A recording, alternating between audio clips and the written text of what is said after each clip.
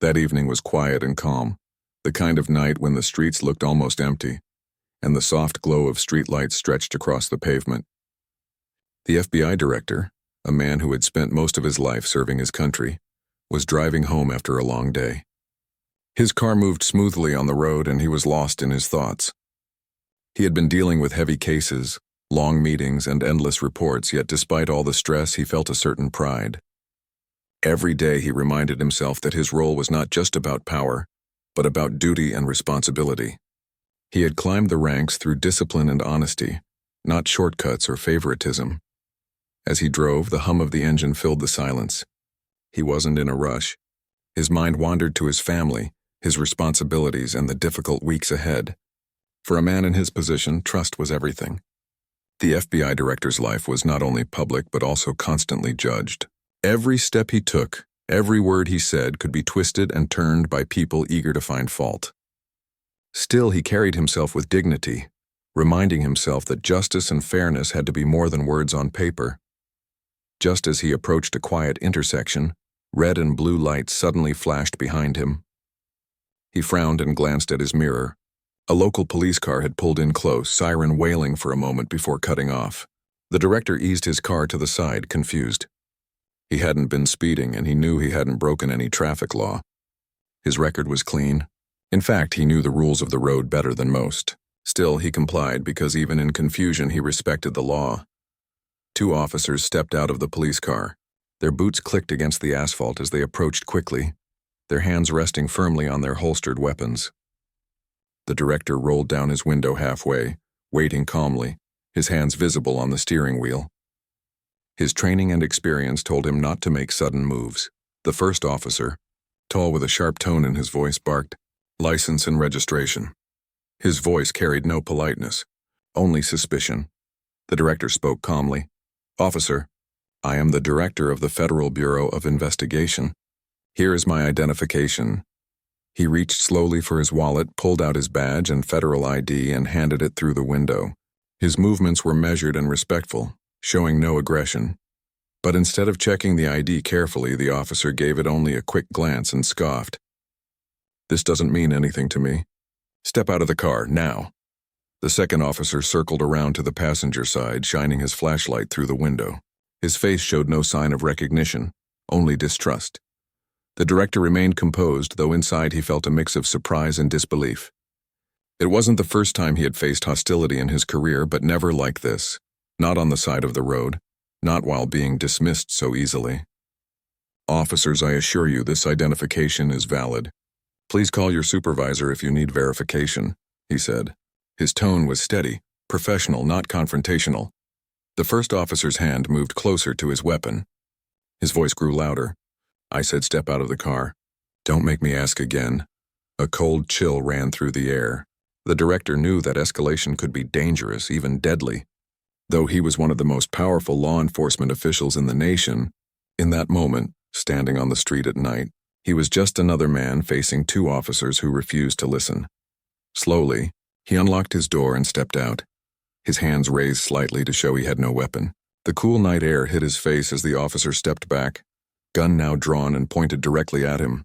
For a moment, the director's heart pounded in his chest, not out of fear for himself alone, but out of disbelief that such a thing could happen to someone in his position.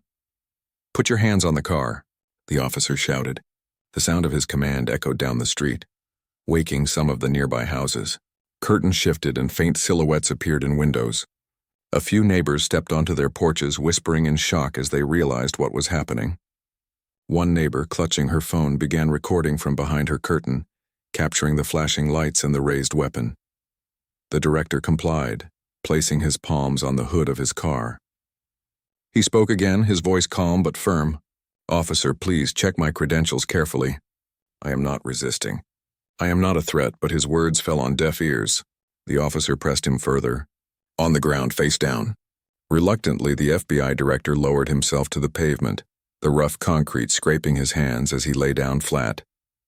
His suit jacket creased under him, his dignity crushed under the weight of the moment. The second officer moved quickly to handcuff him, the metallic click of the cuffs echoing loudly in the still night. The director stayed still. He had been in countless high-risk operations before, but never as a victim. He knew one wrong move could turn this night into tragedy.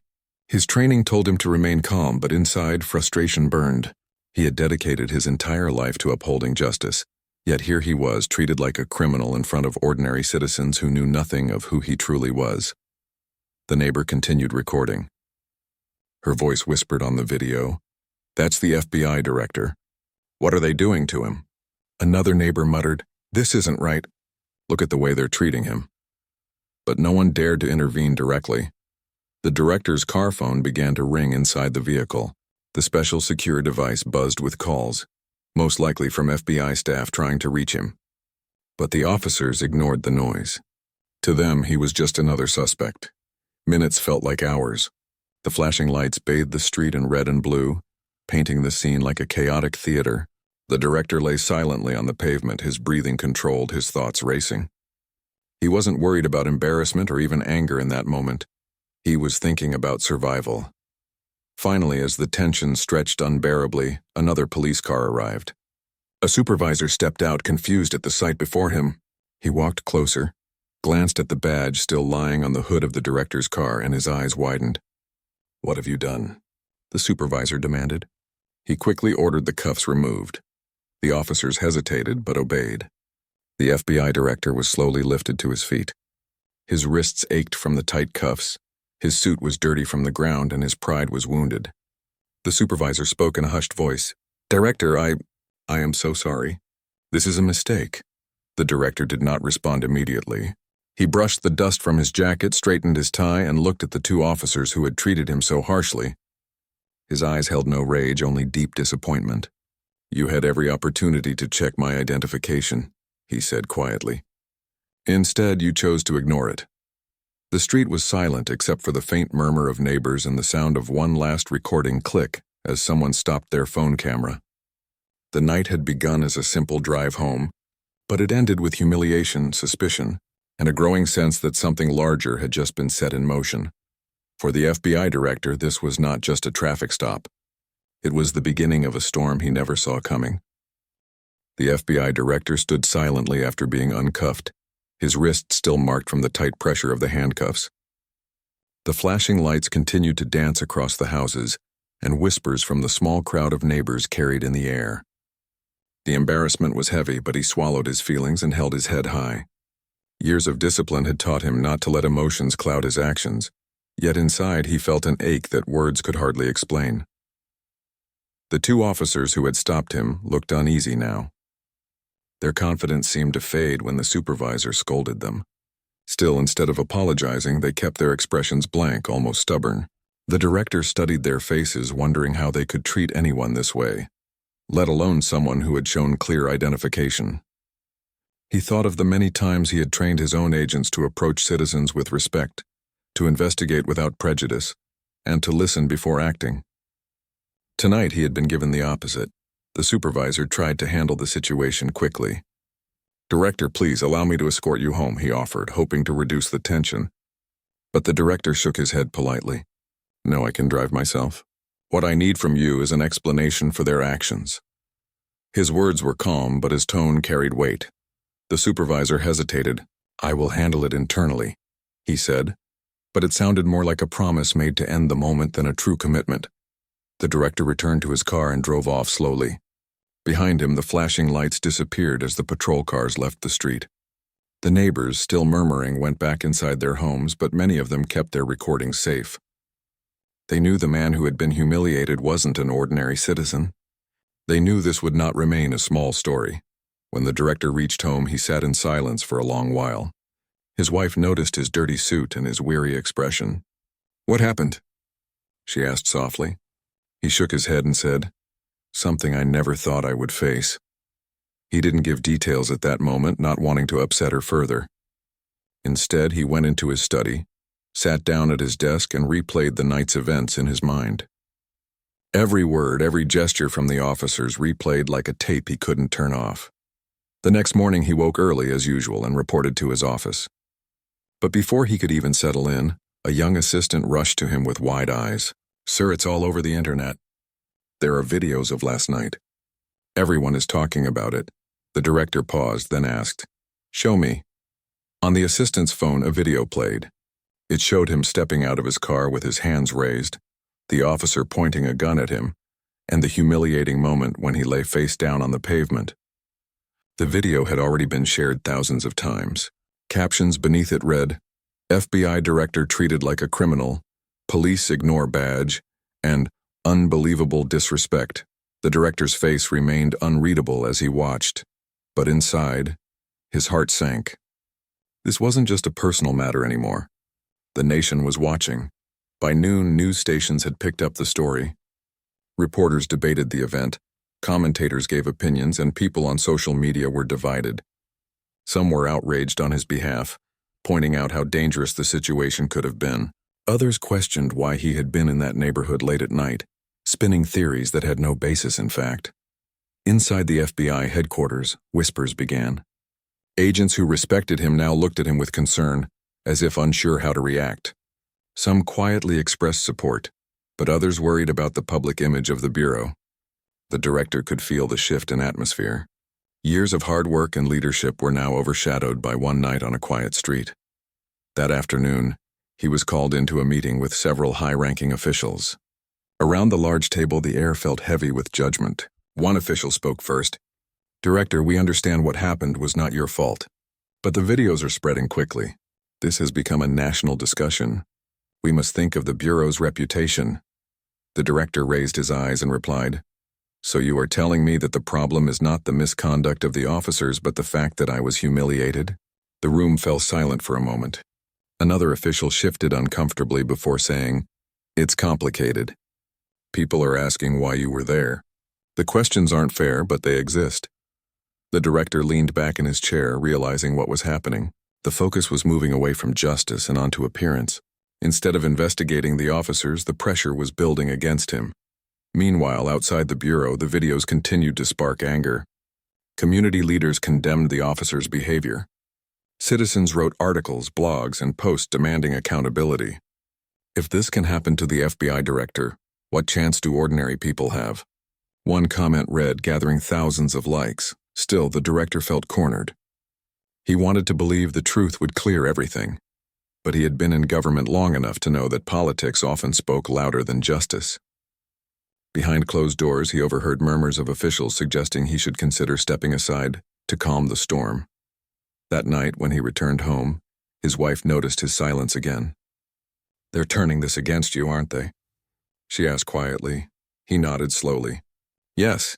Instead of asking why the officers acted wrongly, they are asking if I should still lead." His wife placed her hand on his and said, "You have given everything to this country. Don't let them take your dignity too." The director stayed awake long into the night, staring at the ceiling. He thought of all the years he had spent building trust, leading investigations, protecting people, and upholding the law. And now, because of one humiliating traffic stop, all of it was in danger. The humiliation was not only personal, it was becoming political. The video had crossed from news to late-night discussions. Pundits debated whether he was fit to continue leading.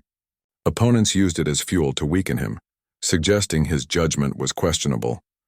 None of it was fair, but fairness had little to do with the machinery of public opinion. Inside, the director knew a storm was coming. What had started as flashing lights on a dark street was turning into a battle that could decide the future of his career, and perhaps his legacy. The FBI director returned to his office the next morning with a heavy heart. Though he tried to appear strong, the weight of the situation pressed down on him with every step. His assistants moved quietly, sensing the tension that surrounded him. Normally, people in the building would greet him with smiles and respectful nods, but today, most eyes looked away quickly. Some whispered in corners, while others gave him sympathetic glances. The atmosphere had changed completely. In his private office, the director sat at his desk and stared at the stack of reports waiting for him. But his mind wasn't on paperwork or operations. It was on the events of that night and the storm that followed. The viral video had become the biggest topic in the nation. News channels replayed the humiliating scene repeatedly, and every time he saw it, he felt the sting of indignity. By mid-morning, his phone buzzed with calls from government officials, reporters, and community leaders. Many wanted his statement. Others wanted his resignation. The director decided to remain silent for now. He knew that in times of crisis, words spoken too quickly could be twisted and used against him. The media frenzy grew louder. One network called the incident a national disgrace. Another framed it as a question of leadership. Some commentators showed outrage at how a respected figure could be treated with such disrespect, but others began raising doubts. Why was he there? Why didn't he handle the officers differently? They asked, ignoring the obvious injustice he had endured. At noon, he was summoned to a high-level meeting with senior government officials. The room was filled with tension when he walked in. His presence commanded respect, but he could sense the hesitation in the eyes of those around him. One official spoke first. "Director, this situation is spreading faster than we can contain. The Bureau is under pressure. People are demanding answers." The director sat calmly, though inside he felt the sting of betrayal. "The answer is simple," he replied. "Two officers ignored my identification, humiliated me, and nearly put my life in danger. That is the truth. The question is, will we hold them accountable or will we pretend it never happened?" The room grew silent. No one wanted to answer directly. Instead, another official cleared his throat and said, "Sir, the public is not only talking about the officers. They are talking about you. They are asking whether this situation affects your ability to lead the Bureau effectively." The director leaned back in his chair, studying their faces. He realized that instead of rallying behind him, they were preparing to push him aside. The focus had shifted from the injustice he suffered to the image of the Bureau itself. Later that day, he walked through the hallways of headquarters. Some agents stopped him quietly, offering words of support. "We're with you, sir," one whispered. Another said, "This isn't right. You don't deserve this." Their loyalty touched him, but he knew their voices were small compared to the storm outside. In the evening, he returned home. His wife greeted him with a worried look. "How was it?" she asked. He sighed deeply. "They're turning this into a question of my leadership instead of their misconduct. They want to protect the Bureau's reputation, but in doing so, they are sacrificing mine." His wife touched his hand gently. "You've always stood for truth. Don't let them silence you." That night, he barely slept. His mind played over every detail, every headline, every whisper he had heard in the hallways. He knew that his enemies, those who had always resented his strong decisions, would use this moment against him. The video had given them the perfect excuse. The following day, protests began outside the police department where the incident had taken place. Citizens carried signs demanding justice, chanting slogans against discrimination and abuse of power. Community leaders gave speeches pointing to the viral video as proof of systemic problems in policing. But inside government circles, the conversation was different. Instead of addressing the misconduct, many were asking how to move past the embarrassment quickly. Some even suggested that his resignation could end the controversy. The director received a call from a trusted friend, a retired judge who had known him for years. The judge's voice was calm but serious. "They're setting you up, my friend. I can see it already. They will not punish the officers, but they will make you the sacrifice. Be prepared." The words echoed in his mind. Sacrifice. That was what they wanted. To sacrifice his career to protect the system.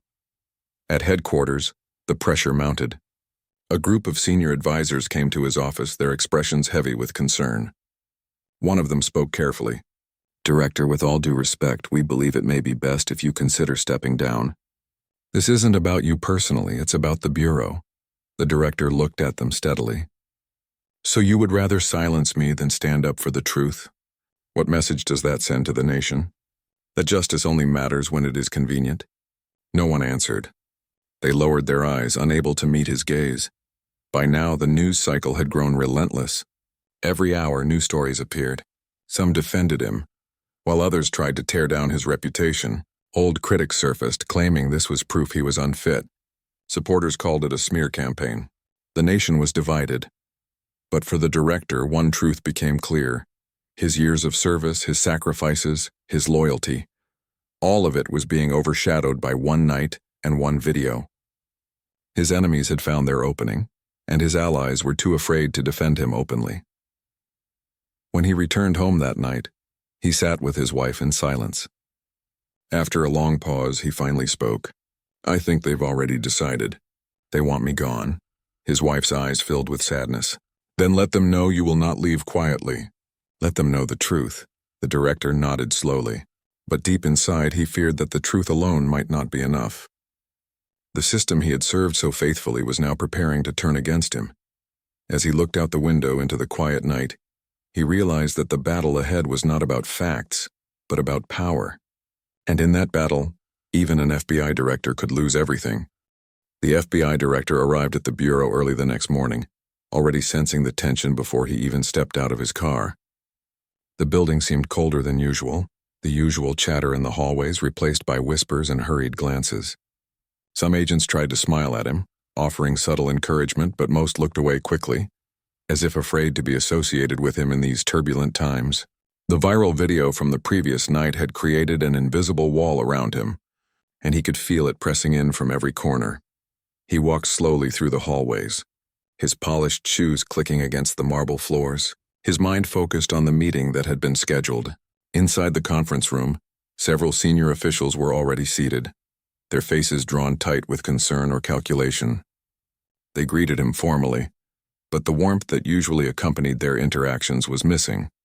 The head of internal affairs, a man known for his meticulous approach and loyalty to protocol, began the discussion. "Director, we need to address the recent events. The video circulating online has caused a stir. Public perception is critical. We must ensure the Bureau maintains its credibility." The director listened carefully, trying to remain composed. Inside, however, frustration built. "Public perception?" he asked calmly. "Are we discussing the perception of the Bureau or the real injustice that occurred last night? Two officers ignored federal identification and threatened my life. That is the issue, not perception." A pause filled the room. No one seemed eager to answer. Instead, one of the political advisors leaned forward and spoke in measured tones. "Sir, with all due respect, while the actions of the officers are regrettable, the optics of this incident have overshadowed that fact. There are concerns that the public might question your judgment, your presence in the neighborhood, and the choices you made during the incident."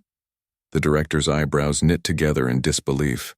After decades of service, risking his life countless times, he was now being questioned not for his loyalty or skill, but for his image. "So you are suggesting," he said, his voice even but firm, "that I am responsible for their misconduct simply because it became public?" Several heads nodded quietly.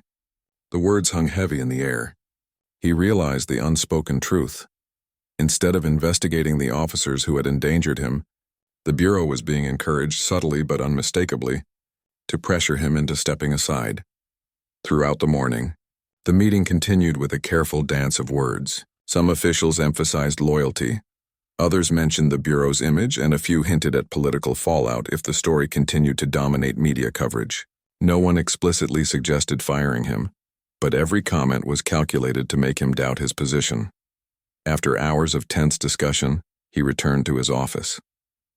He sat at his desk, reviewing messages and news reports, trying to process the unfolding situation. Each headline seemed designed to undermine him. FBI director questioned after traffic stop incident. Leadership of Bureau under scrutiny. Why was the director in that neighborhood? Each article subtly shifted blame away from the officers and onto him. His phone buzzed again. It was a colleague from the FBI field office. "Sir, we're seeing increasing pressure from political figures. They're quietly suggesting that you step down. They say it's for the good of the Bureau." The director exhaled slowly. Years of loyalty, decades of service, and countless sacrifices were suddenly being overshadowed by a single incident. His mind raced as he considered the implications. This wasn't just about his career.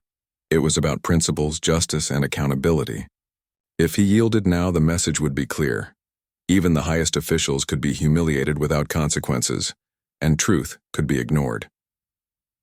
As the day wore on, more reports arrived. Advocacy groups were calling for justice on his behalf, demanding investigations into the officer's conduct. However, political operatives inside government circles were already crafting narratives to protect the system. The FBI director realized that he was caught in a dangerous crossfire. The people who should have supported him were hesitant, while his detractors seized every opportunity to amplify doubts about his leadership. By late afternoon, he was summoned to another meeting. this time with the Bureau's board of senior officials. The air in the conference room was heavy with unspoken tension. No one greeted him warmly. The conversation was precise, almost clinical. "Director," one official began, "we've reviewed the incident and the public reaction. While we acknowledge the officer's errors, the attention on this matter is intense. To preserve confidence in the Bureau, we believe it would be prudent for you to consider resigning. This would prevent further controversy and allow for a smoother transition." The words hit him like a physical blow. Resign after everything he had done? After all the years of dedication, risking life and reputation for justice and national security? He could hardly believe what he was hearing. He leaned back in his chair and studied the faces around him. Some looked genuinely concerned, others carefully neutral. No one was outright hostile, but the suggestion was clear. Step aside or face escalating pressure. "I see," he said slowly, his voice steady, though a fire burned quietly within him. "So my decades of service, my commitment to law and justice, and the risks I have taken for this country mean nothing if a viral video questions my image?" The room remained silent. They had expected resistance, but not this quiet, piercing confrontation. The director left the meeting without another word, his mind in turmoil. Walking back through the hallways, he noticed the whispers and glances. Some agents avoided eye contact, while others nodded respectfully. He understood that many feared aligning with him openly. Loyalty in this climate could be dangerous. At home that evening, he sat with his wife in the quiet of their living room. The weight of the day pressed down on him. "They're asking me to resign," he said softly, staring at the floor. "They're more concerned about appearances than justice. After all these years, that's how it ends." His wife reached out, holding his hands. "You've always done the right thing, even when it was hard. Don't let them make you doubt your worth. The truth is still on your side." The director nodded, though the sadness in his eyes was unmistakable. He had dedicated his life to defending justice, yet now he faced a choice that challenged everything he believed in. Step aside quietly or stand firm and risk everything. The following days were a whirlwind. News outlets dissected every angle. Political commentators debated his decisions, and public opinion shifted like wind in a storm. While some called for accountability for the officers, others speculated about the director's suitability for the role. The viral video had opened a Pandora's box of opinions, and the director felt the pressure of the world watching every move. At the Bureau, rumors swirled. Colleagues whispered in corners, and alliances shifted quietly. Some tried to shield him, others distanced themselves. The director moved through the halls with careful composure, aware of every eye and every word. His focus remained on the truth, but he knew that truth alone might not protect him from the currents of politics and public perception. Late one evening, as he sat in his office reviewing documents, he realized the situation had grown far beyond a simple injustice. It was now about survival within a system that valued image over principle. He understood that his position, his reputation, and his legacy were at risk, and that the next steps he took would determine not only his career, but also the message sent to everyone who looked up to him.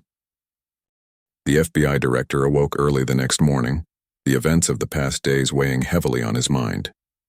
The sunlight streaming through the window seemed to mock the storm that still raged in his life.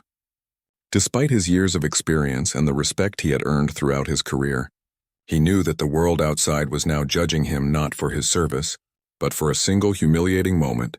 He dressed carefully, straightening his tie and adjusting his jacket, trying to present the calm, composed figure he had always been. Even as he prepared for the meeting that would likely determine the course of his career, he reminded himself to stay calm. Anger, he knew, would not help. Discipline and composure had carried him this far, and they would carry him through whatever came next. At the Bureau, the atmosphere was tense, almost suffocating. Agents walked quickly through the hallways, avoiding unnecessary interaction, while whispers followed him everywhere he went.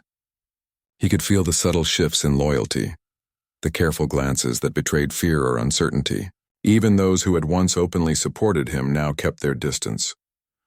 The director knew the reason. Fear of political fallout had begun to overshadow principles, and in that fear, many chose safety over truth.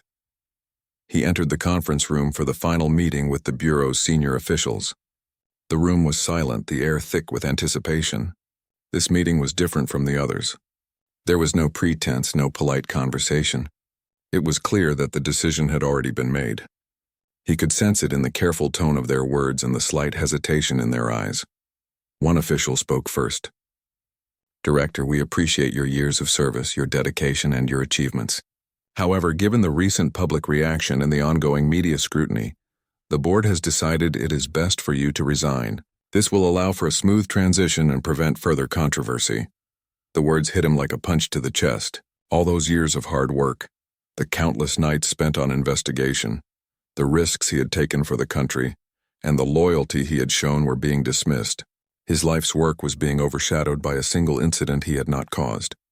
Yet he remained seated, composed, his eyes steady on the officials before him. He spoke quietly but firmly. "So after decades of service, my entire career, my contributions and my dedication are reduced to a single moment on a quiet street? The officers who endangered my life are protected, while I am being asked to step aside?" No one answered. Their silence spoke volumes. They had prepared their decision carefully. It was not about fairness or justice, it was about appearances and minimizing disruption. The director realized that he had been caught in a system that valued perception over principle. After the meeting, he walked back to his office alone. The hallways seemed emptier than ever, echoing the sense of isolation that had taken root. His assistant approached quietly, handing him a folder. Inside were letters from colleagues, community leaders, and citizens who had seen the video. Many expressed outrage and support, thanking him for his service and condemning the actions of the officers. Others, however, were critical, questioning his judgment and the circumstances that led to the incident. He read each letter carefully, feeling a mixture of sorrow and resolve. The letters reminded him that while the world could be unfair and unjust, there were still people who valued truth and courage. They reminded him that his service had made a difference, even if it was not immediately recognized. That evening, he returned home, exhausted but determined. He sat with his wife in silence for a long while, reflecting on the journey he had undertaken. "They've made their choice," he said quietly. "They want me gone, and they've made it clear that my voice no longer matters in the halls where I once held authority." His wife held his hand, her grip firm and supportive. "You may have lost a title, but you have not lost yourself. Your integrity, your courage, and your commitment to justice remain. That cannot be taken from you."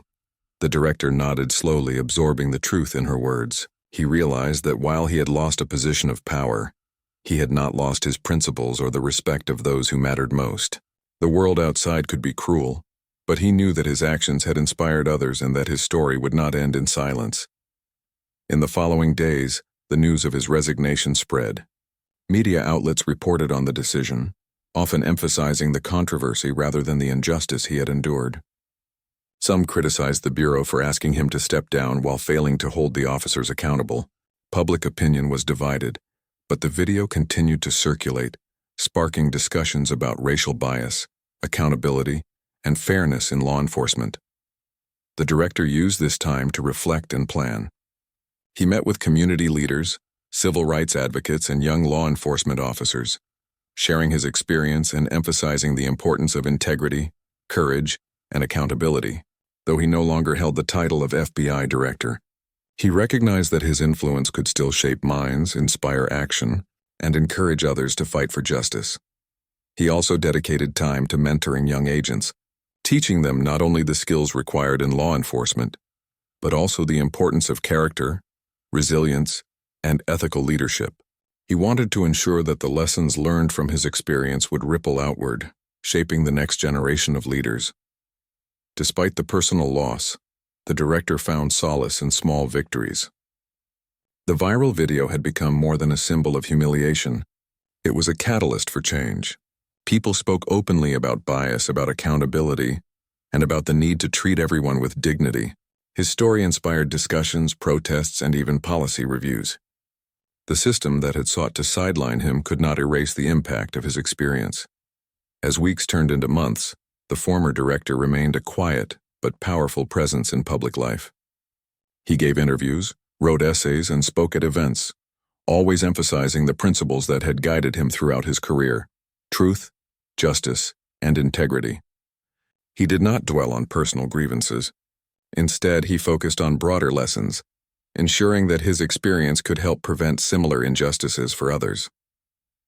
Looking back, he realized that the night he had been pulled over was not just a moment of fear and humiliation, it was also a turning point. It revealed the flaws in a system he had once trusted completely. It tested his resilience, and it challenged him to find new ways to serve the nation beyond the title he once held.